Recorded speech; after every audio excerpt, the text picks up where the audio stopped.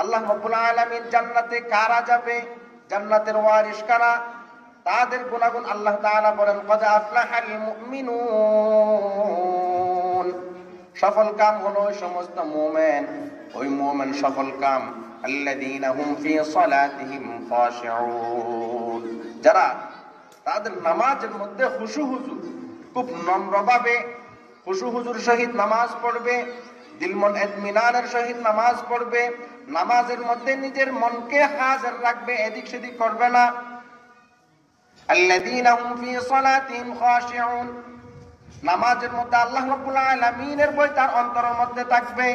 দোকানের হিসাব নামাজের মধ্যে নিয়ত করার পর দোকানের হিসাব আসবে না, দুনিয়ার কোনো কথা তার মনের মধ্যে আসবে না। একমাত্র জান্নাত এবং জাহান্নামের বই নামাজ পড়ার সময় আসবে, যখন সে কোরআনের আয়াত তিলাওয়াত করবে, কোরআনের যখন জান্নাতের কথা আসবে তখন তার অন্তরটা খুশি উৎফুল্ল হয়ে যাবে। আর যখন জাহান্নামের কথা আসবে তখন তার অন্তরটা খুবই নরম হয়ে যাবে, অন্তরটা কান্নায় ভরপুর হয়ে যাবে, তার অন্তরে কান্না করবে, মনে মনে সে ভয় করবে আল্লাহ রাব্বুল আলামিনকে। এই জান্নাত এবং জাহান্নামের কথা আসলে তার অন্তর খুশি হবে এবং ভয় আসবে, এছাড়া আর কোনো কথা নামাজের মধ্যে আসতে পারবে না। কিন্তু এখন আমরা নামাজ কয় রাকাত পড়েছি এটাও মনে থাকে না, হুজুর পড়াইতেছে, হুজুরে কি আর ভুল পড়াবে নাকি? হুজুর 3 রাকাত পড়াইছে, হুজুর 5 রাকাত পড়াচ্ছে, কিন্তু আমরা যারা পিছনের মতো মুক্তাদি আছি তাদের কোনো খবর নাই। যখন জিজ্ঞেস করা হয় আপনারা আমার ভুল হয়েছে, ভুল ধরেন নাই কেন, তখন বলা হয় হুজুর আমি একটা চিন্তার মধ্যে ছিলাম, আমার বাড়ির মধ্যে সমস্যা হয়েছে, আমার দোকানের মধ্যে ব্যবসা বাণিজ্যের একটু সমস্যা আছে, আমি হিসাব করতেছিলাম। আরে বাবা, নামাজের মধ্যে কি হিসাবের জায়গা নাকি? অনেকে এই নামাজকে তো খুবই গনিমত মনে করে, কারণ দোকানের মধ্যে ব্যবসা বাণিজ্যের জন্য অনেক সমস্যা, অনেক সময় ওখানে নীরব থাকা যায় না, কিন্তু নামাজের মধ্যে তো কোনো কাম নাই, এখনই হিসাব করে নেই, এটা খুবই সুবর্ণ সুযোগ, এরকম মনে করে। আল্লাহ তাআলা বলেন জান্নাতের ওয়ারিস হলো ওই সমস্ত ব্যক্তি যারা নিজের নামাজকে খুশু হুজুর সহিত আদায় করবে। ওয়াল্লাযীনা হুম আনিল লাগwi মুরিদুন, দ্বিতীয় নম্বর গুণ হলো জান্নাতের ওয়ারিস ওই সমস্ত ব্যক্তি যারা লগ্বহাজ বাদ দিবে। লগ্বহাজ বলতে যে সমস্ত কাজ ইসলাম এবং শরীয়ত সম্মত নয়, যেখানে সওয়াব নাই গুনাহ নাই, খেলতামাশার মধ্যে সময় কাটাবে না,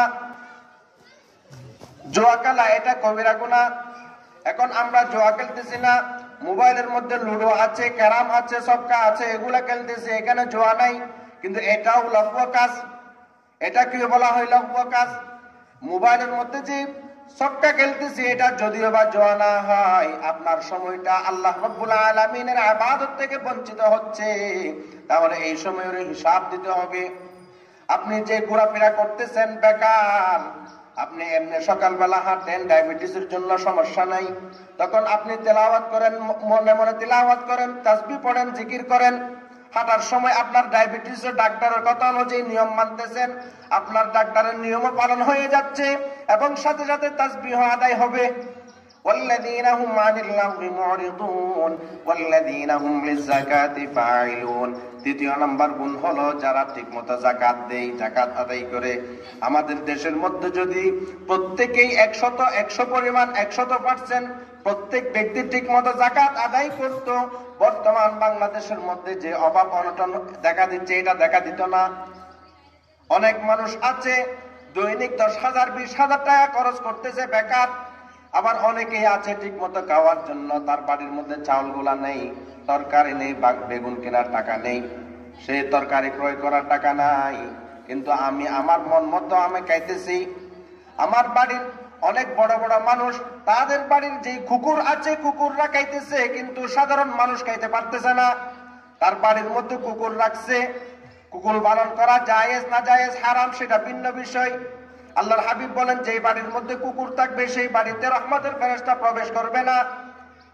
একটা তো হারাম জিনিস রাখতেছি, দ্বিতীয় নম্বর তার জন্য যেই খাবারের আমি আয়োজন করলাম, আমার পাড়া প্রতিবেশী, আমার পাশের বাড়িওয়ালা, সে ঠিক মতো খাইতে পারতেছে না, তার রাত্রের খাবারের ব্যবস্থা নাই, তার সন্তান খাইতে পারতেছে না, তার ছোট ছোট ছেলে মেয়ে খাইতে পারতেছে না, সে নিজেও খাইতে পারতেছে না, সেই দিকে আমাদের কোনো খেয়াল নাই। আমার কুকুরকে যেভাবে খাওয়াইতেছে সেভাবে আমি আমার পাড়া প্রতিবেশী খাওয়াচ্ছি না। অনেকেই এরকম আছে।